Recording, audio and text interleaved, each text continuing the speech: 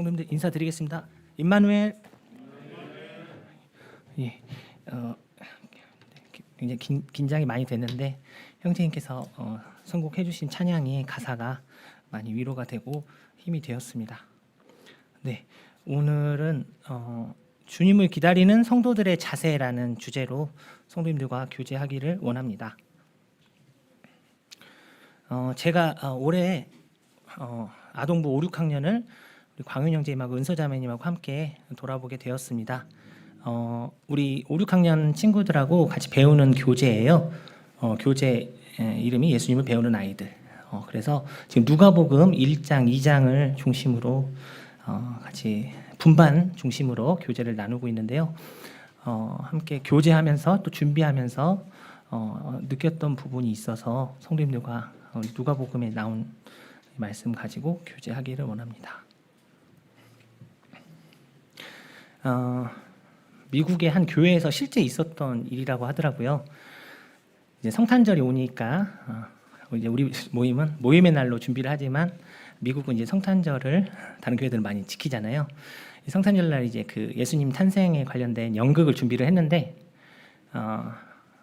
대사가 제일 짧은 그 배역이 여관 주인이었다고 합니다. 방 없습니다. 그게 끝이었다.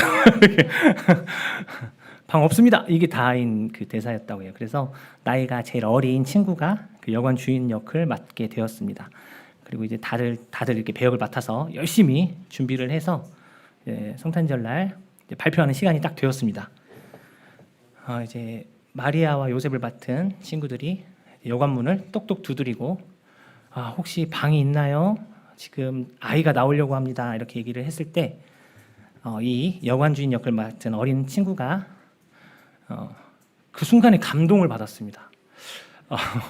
아니 어떻게 독생자이신 예수님이 나를 위해서 이 땅에 오셨는데 방이 없다고 할 수가 있나? 그래가지고 네, 방 있습니다. 들어오시죠. 하고 그렇게 해서 연극이 끝나버렸습니다. 거기서 실제 있었던 일이라고 하고요. 이제 그 뒤에서 이제 막 준비하던 친구들은 이제 허탈해 해가지고 그 수십 동안 준비를 했는데, 근데 문제는 거기 참석한 모든 성도님들이 감동을 받았다고 해요. 그 가장 어린 친구의 아이의 우리 예수님께 어떻게 방이 없다고 할 수 있나, 들어오십시오라고 한 그 한마디가 그 모든 성도님들을 감동을 시켰다고 합니다. 갑자기 이 얘기를 한 이유는요,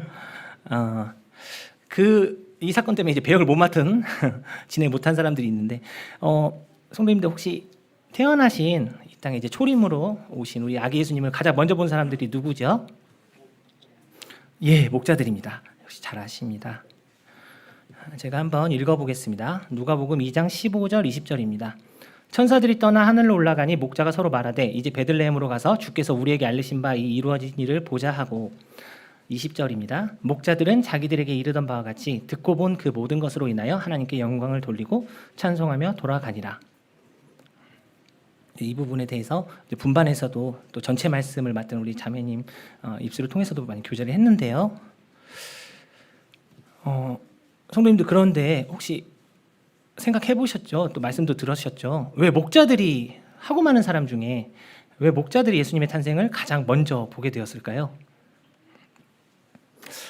어떻게 알고 계시죠, 성도님들? 네, 맞습니다. 사실 정답이라고 얘기하기에는 너무 많은 이런 어떤 의견들도 있고 더 다 맞는 부분이 있기 때문에 저 같은 경우는 이제 제가 배우기로는 왕궁의 사람들에게 만약에 이 당시에 헤롯이나 이런 왕궁들의 사람들이 알렸다면 오히려 죽이려 들었을 것이고, 귀족들도 그런 말을 들었더라도 전혀 관심이 없었을 텐데 오히려 목자들과 같이, 비천한 위치에 있는 이 목자들과 같이 고단하고 삶의 어려움 속에 있는 사람들이 오히려 예수님의 오심을 기다렸기 때문에 이 목자들에게 먼저 천사들이 알린 게 아닌가, 이렇게 생각을 했었습니다. 그렇게 또 배웠던 것이 기억이 났는데요. 이제 이 부분에 대해서 우리 분반 5, 6학년 친구들하고 교제를 하기 위해서 찾다 보니까, 또 공부를 하다 보니까 좀 다른 부분이 있더라고요. 배우게 된 부분이 있었습니다. 그래서 그 부분을 좀 나누고 싶습니다. 이 목자들을 기념한 목자들의 들판교회라고 하는 곳이 있습니다. 이스라엘에 갔다 오신 성도님들께서 가셨을까요? 목자들의 들판교회, 이 예수님의 탄생을 제일 먼저 들었던 그 목자들을 기념하는 교회입니다. 그 교회가 있는 전경이고요. 베들레헴에서 수킬로미터 떨어진 곳에 있습니다. 현재도 그 부근에서 이렇게 베두인 목자들이 양을 치고 있다고 합니다. 이 목자들의 들판교회가 있는 그 위치가 현재는 라못 라헬이라고 하는 그 지명인데요. 과거에는 베닷게렘으로 불렸던 곳입니다. 베닷게렘 혹시 들어보셨나요, 성도님들? 보시면 예루살렘이 이쪽이고요. 여기가 베들레헴. 그래서 거의 한 중앙 정도에 위치한 곳에 베닷게렘이라고 해서 이 위치가 있습니다. 여기를 그 목자들의 들판교회가 위치하고 있습니다. 그래서 찾아보니까요, 그 베닷게렘이 어디서 제가 말씀에서 들었던 것 같아요. 이 단에서 우리 장로님께서 말씀하셨을 때 들은 것 같아서 찾아봤는데, 우리 저희 아버님께서 수년 전에 이 레갑의 자손에 대해서 얘기를 하시면서 전하셨었더라고요. 한번 제가 읽어보겠습니다. 느헤미야 3장 14절입니다. 분문은 베닷게렘 지방을 다스리는 레갑의 아들 말기야가 중수하여 문을 세우며 문짝을 달고 자물쇠와 빗장을 갖추었고, 네, 그 분문은 그 오물이 왔다 갔다 하는, 말 그대로 분이 그 대변을 말하잖아요. 그런 오물이 왔다 갔다 하는 그 문입니다. 그래서 이 문을 이제 느헤미야 때 이 지방에서 생활하고 있고 다스리고 있던 레갑의 아들 말기야가 중심이 되어서 이 레갑의 자손들이 이 문을 달게 됩니다. 만들어서 세우게 됩니다. 그때 이 베닷게렘이라는 지명이 나오고요. 이 레갑 족속에 대해서 그래서 전에 우리 장로님께서도 말씀하셨지만 오늘 한 번 더 같이 교제하기를 원합니다. 이 느헤미야의 사건 전에 예레미야 선지자 때 있었던 일입니다. 예레미야 35장 1, 2절인데요. 같이 한번 읽어보겠습니다. 선생님들 시작. 여왕 요시야의 아들 여호야김 때에 여호와께로서 말씀이 예레미야에게 임하니라. 가라사대 너는 레갑 족속에게 가서 그들에게 말하고 그들을 여호와의 집 한 방으로 데려다가 포도주를 마시우라. 네, 그 한마디로 이 레갑 자손들을 방 한쪽에 막 몰아넣고 포도주를 마시도록 한 거예요. 포도주를 마시도록 했습니다. 마셨을까요? 기억나시나요? 그때 이 레갑 자손들이 족속들이 했던 말입니다. 대답입니다. 다 같이 읽어보겠습니다. 시작. 내가 레갑 족속 사람들 앞에 포도주가 가득한 사발과 잔을 놓고 마시라 권하매 그들이 가로되 우리는 포도주를 마시지 아니하겠노라. 레갑의 아들 우리 선조 요나답이 우리에게 명하여 이르기를 너희와 너희 자손은 영영이 포도주를 마시지 말며. 네. 이 여기서 요나답이라고 하는 이 빨간 글씨로 요나답이라고 하는 분이 나옵니다. 이 요나답은 현재 이 예레미야의 이 사건이 이뤄지기 전에 250년 전, 약 250년 전에 계셨던 분이고요. 그분이 레갑 족속의 조상이 됩니다. 조상 중에 한 분이 됩니다. 이 선조 요나답이 이 레갑 자손들에게 말을 했습니다. 포도주를 마시지 말라. 그 말을 250년 전에 했는데요. 이 레갑 족속들이 그동안 그 명령을 지켜온 것입니다. 그래서 예레미야가 한 방에 몰아넣고 레갑 족속들에게 포도주를 권했을 때 그들이 자신의 선조의 이 말을 인용하면서 포도주를 거절합니다.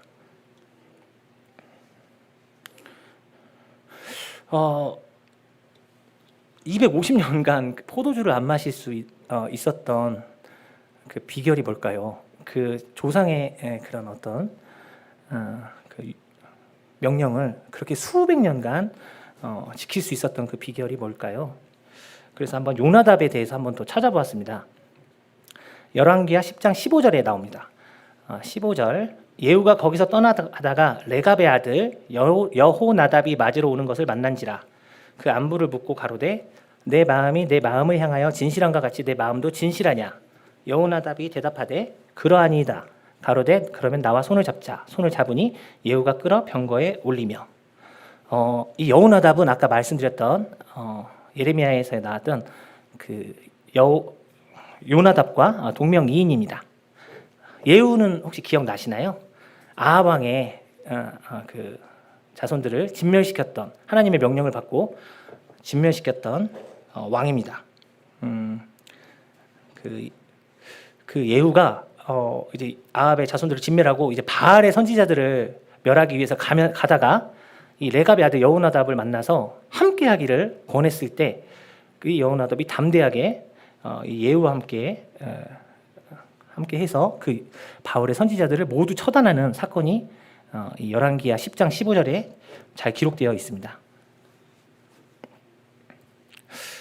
그런데 아시다시피 이 예후는 바알의 선지자들과 바알의 당은 산당이랑은 다 부셨는데요.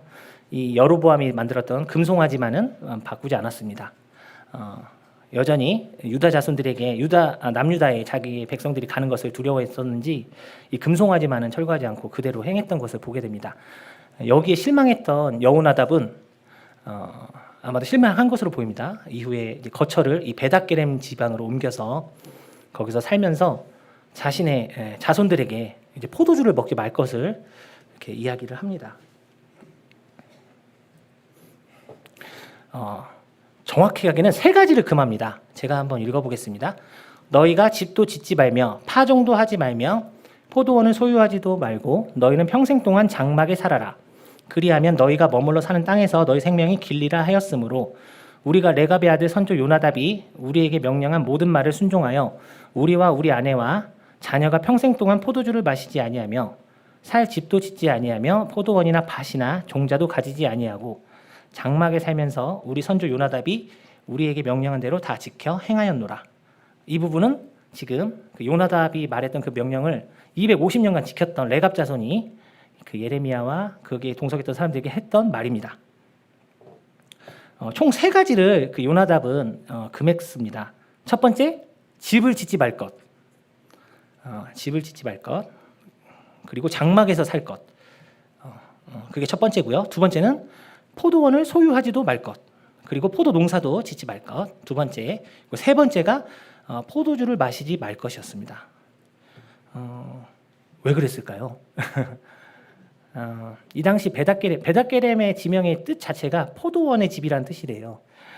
이 당시는 이 요나답이 말했을 때는 남유다에는 여호야김 왕 시대였습니다. 이 여호야김은 악한 왕이었습니다.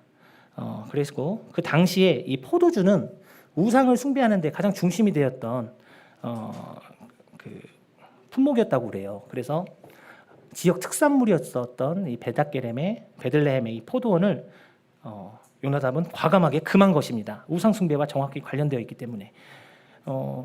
나주하면 뭐 생각나세요, 선생님들? 배. 네. 그리고 장수 사과. 네. 베들레헴 하면 이제 포도주 이게 생각이 나는 그런 지방에 살면서 포도주를 마시지 말고 만들지도 말라고 한 거예요. 한마디로 목숨을 건 겁니다. 뭘 먹고 살아야 되나 이렇게 특산물도 할 수가 없으면 그래서 이 레갑의 자손들은 집도 짓지 못했고 짓지 않았고 포도원도 할 수 없었기 때문에 하지 않아야 됐기 때문에 목자들이 되었다고 합니다.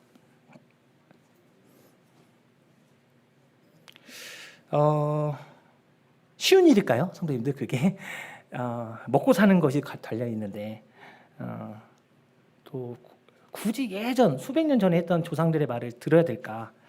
하지만 그것을 레갑 자손들은 정확하게 지켰습니다. 그 이유는 그것이 가능했던 이유는 레갑 자손들이 온전하게 정말 살아계신 하나님 또 하나님의 그 언약의 말씀을 실제적으로 받아들였고 신뢰했기 때문에 이것이 가능했던 일로 보입니다.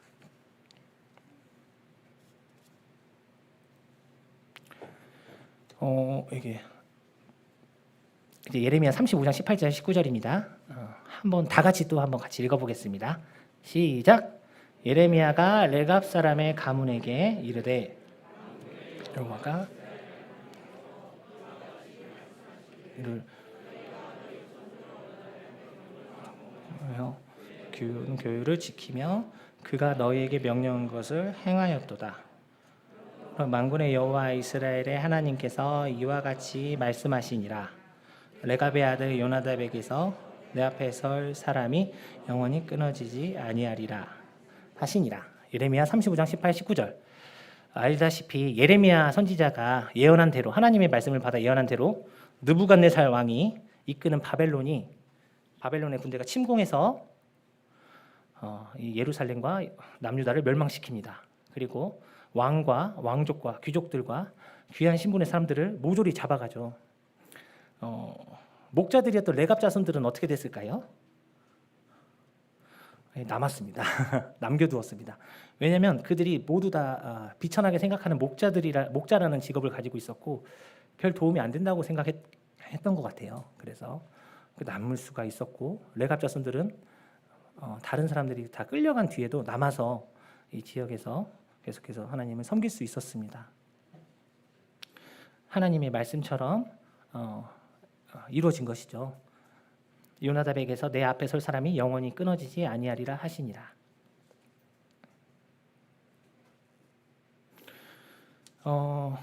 이 레갑 자손들의 눈치채셨나요, 선생님들? 그럼 이 목자들은 누구의 자손일까요?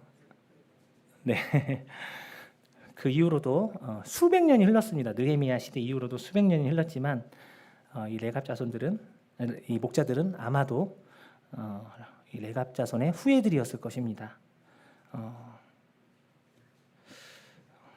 이 천사가 하나님께서 이 천사들을 통해서 이 땅에 처음으로 오시니 초림하신 우리 아기 예수님을 볼 수 있는 영광을 처음으로 준 사람들, 바로 레갑 자손의 목자들이었던 것을 보게 되었습니다. 이 레갑 자손들은 그 양을 치면서 아시다시피 아까 베들레헴하고 예루살렘 중간에서 쳤거든요. 베다케렘이. 그래서 그 양과 그런 그 곡물들이 대부분 성전의 제물로 많이 쓰였다고 합니다. 성전의 제물로 쓰일 그 양들을 쳤던 것으로 보이고요. 한편 이제 이렇게 천사가 나타나서 구세주가 나셨다라고 전했을 때 어떻게 했을까요? 목자들은 처음에는 엄청 놀랐겠죠. 갑자기 천사가 나타나서 이렇게 전하시니까요. 말씀을 보겠습니다. 누가복음 2장 15, 17절입니다. 제가 읽어보겠습니다. 천사들이 떠나 하늘로 올라가니 목자가 서로 말하되 이제 베들레헴으로 가서 주께서 우리에게 알리신 바 이 이루어진 일을 보자 하고 빨리 가서 마리아와 요셉과 구유에 누인 아기를 찾아서 보고 천사가 자기들에게 이 아기에 대하여 말한 것을 전하니. 어떻게 갔다 그러죠?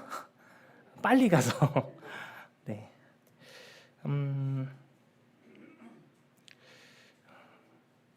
그들은 망설이지 않았습니다. 사실 양을 치는 목자들이 이 양을 버려두고 간다는 것은 사실 굉장히 위험한 일이고 어떤 면에서는 있기 어려운 일인데 이들은 과감하게 빨리 주저하지 않고 가서 우리 나신 구세주를 보았습니다.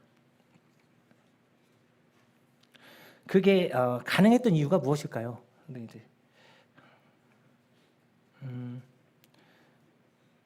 목자들이 매 순간마다 또 하루하루가 정말 그 힘들고 고되고 정말 힘들지만 정말 오실 예수 그리스도를, 오실 메시아를 대망하면서 그 삶을 적극적으로 살아냈기 때문에 그들이 이 천사의 말을 들었을 때 주저하지 않고 재빨리 참 이 베들레헴에 가서 오신 예수님을 볼 수 있었던 것으로 생각이 됩니다.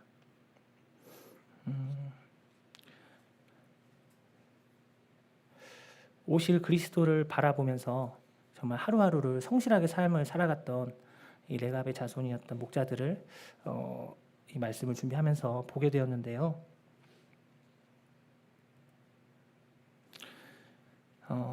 이어서 나오는 이 사건 이후에 예수님이 이제 8일째가 돼서 할례를 받기 위해서 예루살렘으로 가시게 되는데 거기서 만나게 되는 사람들이 있습니다. 아시죠? 누구죠? 예, 시므온과 안나 선지자입니다. 네, 이 두 분도 이렇게 예수님을 보게 되는 영광을 받는데 알아보게 되는 성경에서는 그분들에 대해서 의롭고 경건하여라고 표현하고 있습니다. 이 목자들과 이 시므온과 이 안나 선지자의 공통점이 의롭고 경건하다는 것. 한번 찾아봤어요. 경건은 헬라어 유세베이아로 신약 성경에서는 이 단어로 많이 쓰였고요. 이 뜻을 보면은 잘, 좋은 이런 뜻에 무엇에게 경의를 표하다가 합쳐진 또는 예배하다라는 그 단어 말이 합쳐진 합성어라고 합니다. 말을 하자면 풀자면 하나님께서 나의 삶 속에 보여주신 거룩한 은혜에 대해서 내적 반응 그리고 응답을 뜻한다고 할 수 있다고 합니다. 한자어 성경에 우리가 생각하는 경건이란 뜻은 뭔가 다른 이제 종교들에서도 말하는 경건이라고 하면은 뭔가 막 절제하고 내 자신을 뭔가 딱 다른 사람들과 거리를 두고 막 그런 것이 생각이 되는데 전혀 그런 뜻이 아니고요. 실천적이고 능동적인 측면이 강조되는 용어입니다. 한마디로 경건은 선택하고 붙잡는 것을 뜻한다고 합니다. 이 유세베이아라는 뜻 자체가 충성심에서라는 그 뜻에서 왔다고 해요. 선택하고 붙잡는 것.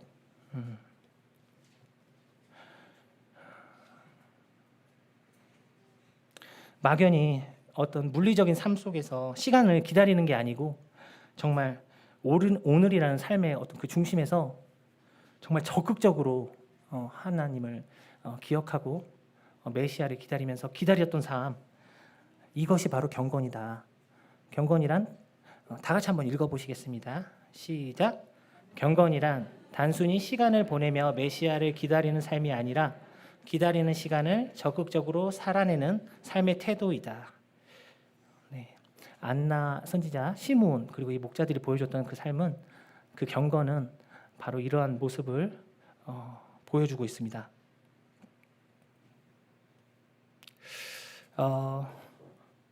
한 가지 제가 이제 찾다 보니까 더 거슬러 올라가다 보니까 우리 성도들하고 우리는 이제 이방인 성도들이잖아요. 우리 이방인 성도들하고 이 레갑 자손하고 공통점이 있더라고요. 그때 강단에서 그때 정님께서 말씀하신 걸로 알고 있는데요. 아시다시피 이 레갑 자손의 선조는 겐 족속입니다. 겐 족속이고요. 겐 족속은 바로 아브라함의 후처. 사라가 죽고 난 다음에 두었던 후처 그드라가 네 번째로 낳았던 아들 미디안에서 나온 갈라져 나온 족속입니다. 미디안 족속인 거죠. 그 유명한 사람이 누구죠? 겐 족속에서? 예, 이드로입니다. 모세의 장인이 되겠습니다. 네. 한마디로 이 겐 족속은 이스라엘 사람들이 아니에요. 이방인이에요. 그냥 우리와 같은 이방인입니다. 근데 이들이 어떻게 이스라엘에 이렇게 포함되었을까요? 찾아보니까 이 겐 족속이 이제 이스라엘과 함께 모세가 출애굽을 한 다음에 광야의 지리를 잘 모르잖아요. 그래서 함께합니다. 겐 족속이. 그래서 시내산까지 함께 하고 시내산에서 머물다가 이제 돌아가겠다고 하니까 모세가 그러지 말고 이 광야를 너희들만큼 잘 아는 족속이 없고 하니까 우리와 함께하자 하고 함께하기를 권했을 때 이들이 이스라엘에 함께하게 됩니다. 그 뒤로 이 겐 족속이 이방인임에도 불구하고 하나님의 은혜로 이스라엘과 함께 하는데요. 참 찾아보면은 이스라엘 백성들이 정신 못 차리고 막 방황하고 타락한 순간에 이렇게 일침을 날려주는 역할을 많이 하더라고요. 겐 족속이. 보시면 이렇게 미디안이 이쪽이고요. 보시면 이제 그들의 아들들이 정착한 지역이 이 근처인데 특히 미디안 이쪽입니다.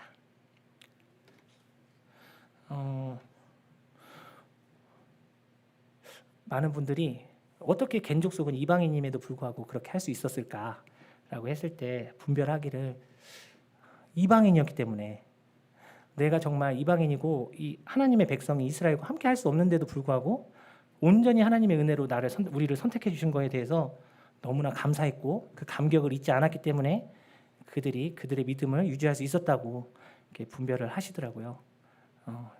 요나답도 그 겐 족속의 후예였지만 담대하게 아무도 아합을 따라서 아합의 집을 떠나려고 하질 않을 때 과감하게 예후와 함께 개혁하려 하였고 그 이후로도 그 레갑 자손들이 계속해서 그 믿음을 유지했던 것 그것은 그 바로 하나님의 은혜에 대한 깊은 감격과 감동이 그들과 함께했다는 것입니다. 저희들하고 비슷하죠. 우리 성도님들하고 오늘날 우리 이방인 성도들, 저희들도 사실 예수님께서 이 땅에 오셔서 정말 십자가에 달리시지 않으셨으면 정말 바로 멸망할 수밖에 없는 그냥 이방인이었는데, 하나님께서는 우리를 그 은혜로 예수님께서 십자가에 달려서 보혈을 흘려주심으로 구원해 주셨습니다. 그런데 이제 방금은 공통점을 얘기했잖아요. 겐 족속하고. 차이점이 또 있습니다. 레갑 자손들하고요. 레갑 자손들은 이제 구약에 속해 있기 때문에 하나님의 백성으로 편입되었지만, 우리 이방인 성도들은 어떻게 되죠? 신분이? 예, 하나님의 자녀가 되었고 신부가 되었습니다. 교회로서 우리 다시 오실 예수님의 신부가 된 것이죠. 참 감사하더라고요. 처음에 오셨던 예수님, 초림하신 예수님을 처음 본 것도 이방인이었습니다. 목자들. 그리고 재림하실 우리 예수님을 보게 될 것도 우리 이방인들입니다. 공중 재림에서 우리가 먼저 주님을 뵙게 되잖아요. 너무 감사가 되고 은혜가 되었습니다. 갑자기 이 다큐멘터리 사진 포스터를 보여드린 이유는 아시죠? 혹시 보신 분 계신가요, 선생님들? 예, 제가 알기로 저희 주일학교 청년부에서는 단체 관람도 하시고 많이 보셨다고 하는데요. 세대주의적으로 성경에 문자적으로 이렇게 해석해서 다시 오실 예수님과 그 혼인 잔치를 이제 기존에 있었던 갈릴리 지역의 혼인 풍습을 이렇게 비교해 가지고 한 다큐멘터리예요. 굉장히 재미있게 보았는데요. 참 많이 감사가 되었는데, 간단하게 얘기를 해드리자면 갈릴리 지방 풍습은 아시다시피 두 번 이루어집니다. 결혼식이. 첫 번째는 신부 집에서 신랑과 신랑의 아버지가 함께 가서 먼저 지창금을 신부에게 주고, 그 다음에 혼인 서약서를 신랑의 아버지가 읽고, 또 신랑과 신부가 포도주를 하면서 첫 번째 결혼, 정혼이 이루어집니다.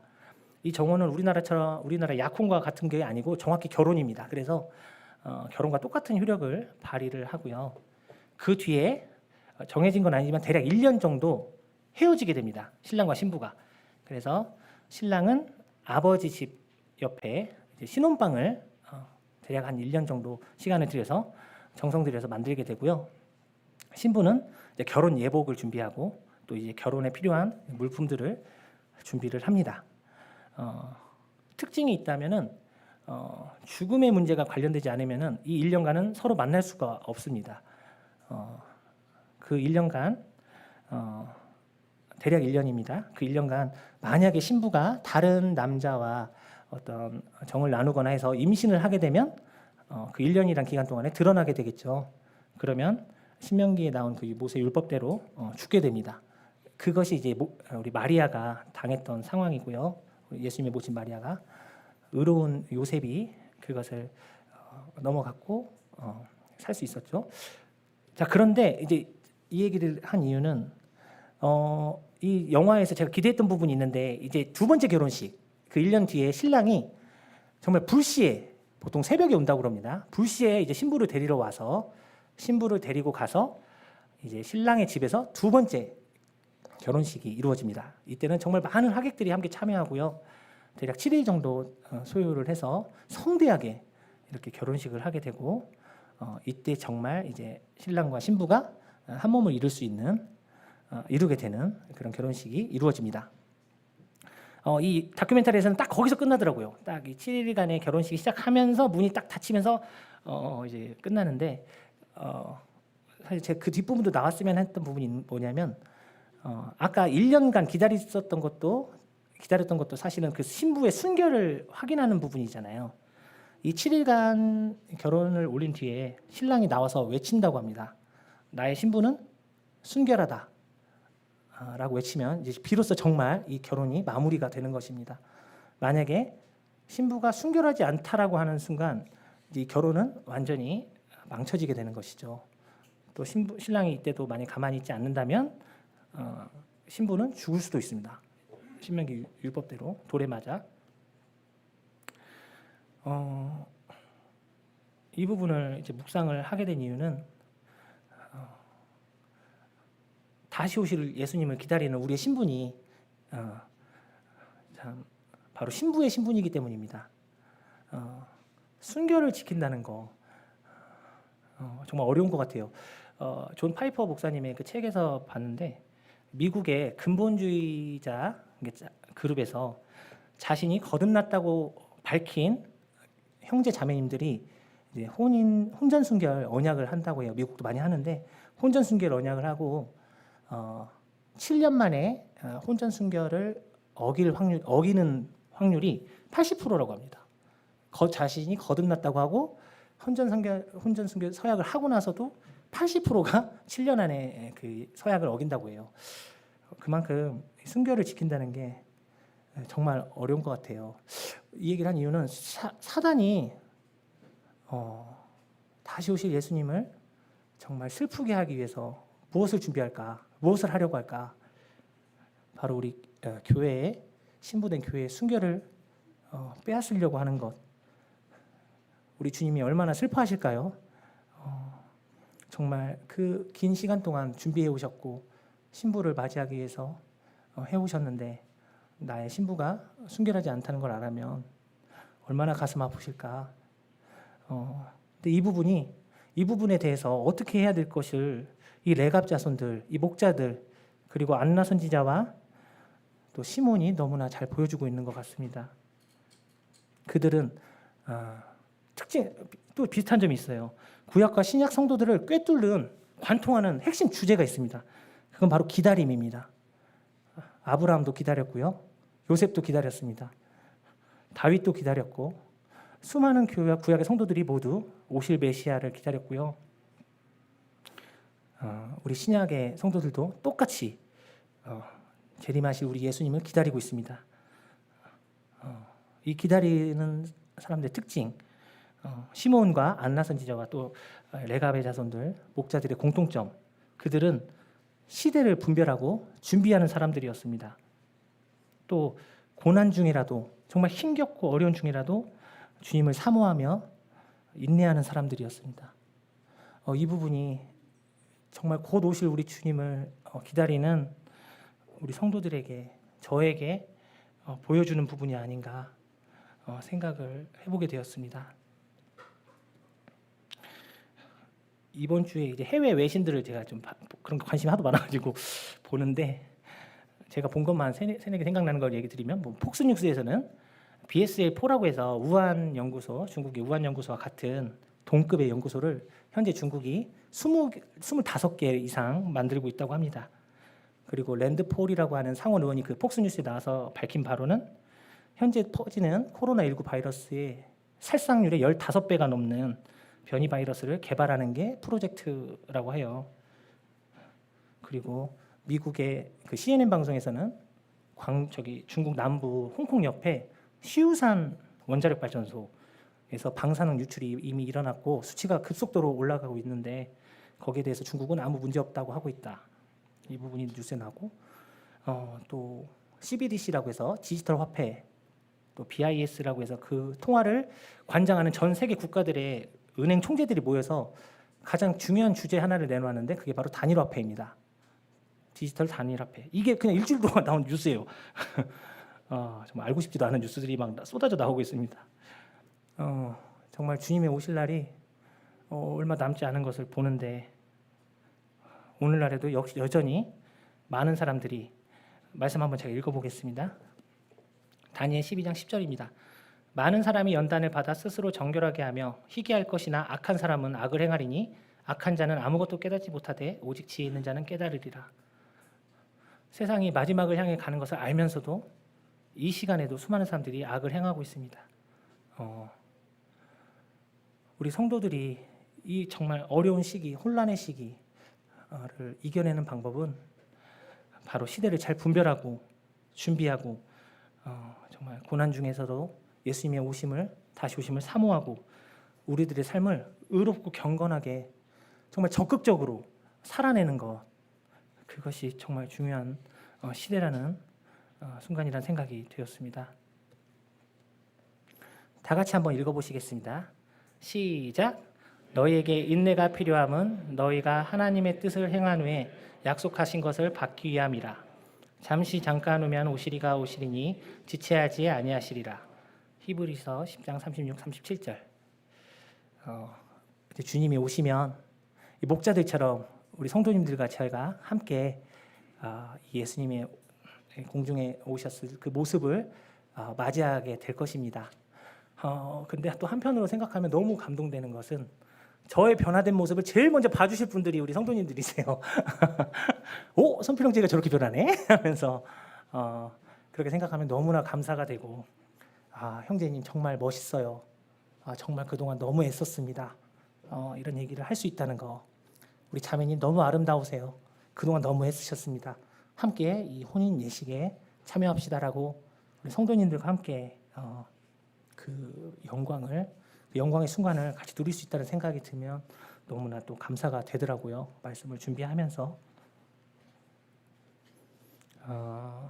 마지막으로 다 같이 읽고 마치겠습니다. 시작. 그러므로 이스라엘아, 내가 이와 같이 내게 행하리라. 내가 이것을 내게 행하리니 이스라엘아, 내 하나님 만나기를 준비하라. 아모스 4장 12절 말씀입니다. 이상 말씀 마치겠습니다.